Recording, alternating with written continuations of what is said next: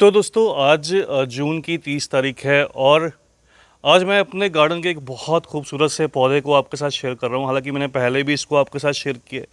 पहले कभी इसको मैं एक सिंपल सा प्लांट समझ कर लेकर आया था, एक नॉर्मल सा कि हाँ मैंने लगा देना है। लेकिन अब धीरे धीरे जैसे जैसे इसने मैच्योरिटी को अपना लिया है, धीरे धीरे ये मैच्योर होने लगा है, पुराना होने लगा है, तो मुझे ये पर्सनली बहुत पसंद आने लगा है मेरे गार्डन में। मुझे हालांकि सभी पौधे बहुत पसंद हैं, लेकिन ख़ास तौर पर जो मैंने कलेक्शन की वो अडेनियम्स की या फिर उसके साथ साथ मैंने बहुत से पोर्चुलाकारिया अफ्रा, जिसको मिनी जेड बोलते हैं, इन पौधों की कलेक्शन की। बहुत से डिफरेंट डिफरेंट स्टाइल में इसको रेडी किया। लेकिन इन्हीं के साथ साथ ये पौधा भी धीरे धीरे समय के साथ साथ ये डेवलप होने लगा। आज ये खूबसूरत से एक मिनी ट्री में डेवलप हो चुका है। तो कौन सा ये पौधा है दोस्तों? बिल्कुल आपने सही पहचान लिया होगा इस पौधे को। ये डबल चांदनी, इसको क्रेप जैस्मिन भी बोलते हैं। तो डबल चांदनी कॉमन नर्सरी पर जानते हैं, डबल चांदनी के नाम से मिल जाएगा आपको। छोटी चांदनी बड़ी चांदनी में क्या डिफरेंस रहता है? इसका जो फ्लावर का साइज़ है वो थोड़ा बड़ा रहता है। और हालांकि ये जो वैरायटी है ये वेरीगेटेड वैरायटी है। वेरीगेटेड में क्या रहता है, जो लीव्स में है उसमें वेरीगेशन रहता है। तो इस तरह से जितनी भी वेरीगेटेड वैरायटीज़ रहती हैं उसमें थोड़ा सा लीव्स के अंदर इस तरह से आपको निशान दिखाई देंगे, वेरीगेशन रहेगा। नॉर्मल पौधों में इस तरह से ग्रीन लीव्स रहती हैं। तो इसकी जो लीव्स हैं वो मिक्स कलर में निकल कर आती हैं, कुछ येलो रहती हैं, कुछ ग्रीन रहती हैं, कुछ इस तरह से ग्रीन और येलो मिक्स रहती हैं। हालांकि ये जो पौधा है ये एक परफेक्ट प्लांट है रोड साइड के लिए, गार्डन डेकोरेशन के लिए, और कह लीजिए कि अपने घर की बाउंड्री वॉल पर ग्रो करने के लिए।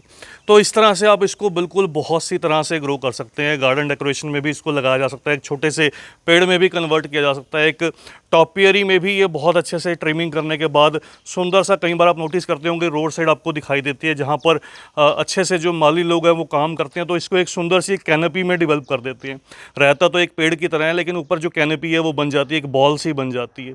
तो उस कंडीशन में क्या है, जब इसमें फूल निकल कर आते हैं इस तरह से, इसमें बहुत सी कलियां खास तौर पर बरसात के मौसम में निकल कर आती हैं। बरसात के बाद जब ज़्यादा गर्मी रहती है, कई बार इसकी कलियां जो हैं वो गमले में रहने पर जलने लगती हैं, सूखने लगती हैं, लेकिन बरसात ह्यूमिडिटी इसको बहुत पसंद रहती है। तो अभी देखिए मेरे पौधे में बहुत सी कलियां निकल रही हैं। सभी जगह पर आपको नई नई जो कलियां, नई नई जो ग्रोथ है वो दिखाई देगी। लेकिन जो अच्छी बात है, अगर कलियां ना भी आएँ और आपने इस पौधे को ग्रो किया है तो धीरे धीरे इसकी लीफी ग्रोथ ही आपको इतनी पसंद आएगी कि आपका मन मोह लेगी। तो इस वजह से मैं कह रहा हूँ, अगर आपने नहीं लगाया लगा लीजिए। अभी भी अगर आपको बताऊँ तो हमारे यहाँ पर हल्की फुल्की बूंदाबांदी, ऐसे लग रहा है जैसे बारिश आएगी, मौसम बारिश का बना हुआ है। तो ऐसा मौसम इन पौधों को बहुत पसंद रहता है। ज़्यादा गर्मी में क्या होता है, कई बार पौधे खुद को बचाने के लिए इस तरह से लीव्स को जो है वो फोल्ड करते हैं। लेकिन जब बारिश का मौसम रहता है, देखिए थोड़ी सी आपको बूंदें पड़ती हुई दिखाई देंगी, तो इस मौसम में क्या है, पौधे की पत्तियाँ पूरी तरह से खिल जाती हैं, ये खुश होते हैं। मिट्टी और पानी की बात करें तो मिट्टी वेल ड्रेन्ड, जैसे गमलों में हम ग्रो करते हैं, सारे पौधों को वेल ड्रेन्ड मिट्टी चाहिए होती है। पानी इसको अच्छा मॉइस्चर चाहिए होता है, हमेशा मिट्टी में नमी बनी रहे। अगर मिट्टी में नमी कम रहेगी तो पौधे की पत्तियां नीचे की तरफ लटक जाएंगी। सर्दी में पूरी तरह से रेस्ट में रहता है, इसलिए सर्दी के मौसम में इसकी जो ब्रांचेज हैं वो केवल रह जाती हैं, ऊपर से पत्तियां सारी की सारी गिर जाती हैं। कभी भी ये मत सोचिएगा कि पौधा अब नहीं बचेगा या नहीं सर्वाइव करेगा।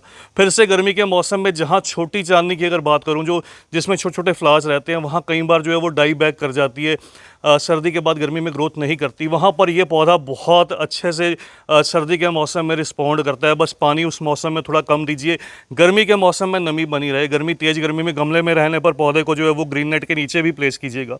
तो अभी मेरा पौधा लगभग 5 साल का ही, देखिएगा बेस से आपको आइडिया होगा, स्ट्रक्चर इसका जो है वो मैच्योर हो चुका है। करूँ अगर बात इंसेक्ट या पेस्ट की, तो इस पौधे में कुछ भी ऐसा अटैक नहीं करता है। मैंने अभी तक अपने जो है कह लीजिए एक्सपीरियंस में इस चीज़ को कुछ भी नोटिस नहीं करा। मेरे पौधे पे कभी भी कुछ भी चीज़ ने, किसी भी चीज़ ने जो है वो अटैक नहीं किया। हाँ, कई बार एक चीज़ आपको केवल दिखाई दे सकती है, इस पौधे में एक कह लीजिए कि बर्ड्स को जो है वो सक करने वाला एक इंसेक्ट रहता है, वो इस पर कई बार अटैक करता है। जो इसकी जो कह लीजिए कि इसकी जो बर्ड्स रहती हैं, जो कलियां रहती हैं, उसको येलो कर देता है और गिरा देता है। इसी तरह का वो जो कीड़ा रहता है वो इस पौधे में भी अटैक करता है, अडेनियम के पौधे में भी। तो कई बार आपके कमेंट्स आते हैं अडेनियम में जो कलियां हैं वो बिना खिले गिरने लगती हैं, उसका रीज़न यही रहता है, वो इंसेक्ट जो है वो अटैक करता है।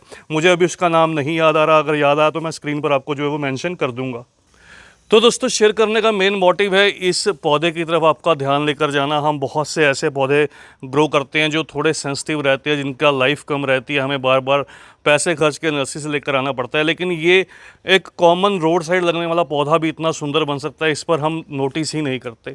तो इन पौधों को ग्रो कीजिए, आपको जो बार बार है पैसे भी नहीं लगाने पड़ेंगे, इन्वेस्टमेंट कम रहेगी, आपकी जो सिरदर्दी है वो भी कम रहेगी। बार बार आपसे ये पौधा कोई डिमांड नहीं करेगा। केवल हाँ, रीपॉटिंग आपको हर साल इस पौधे की ज़रूर करनी पड़ेगी। लगभग 12-14 इंच के गमले में लगा दीजिए तो अच्छा रहेगा, छोटे गमले में बार बार रीपॉटिंग करनी पड़ेगी। तो उसके अलावा खुली धूप में ये टॉलरेट कर जाता है, फिर भी गर्मी के मौसम में जैसे मैंने बताया ग्रीन नेट के नीचे रखिएगा।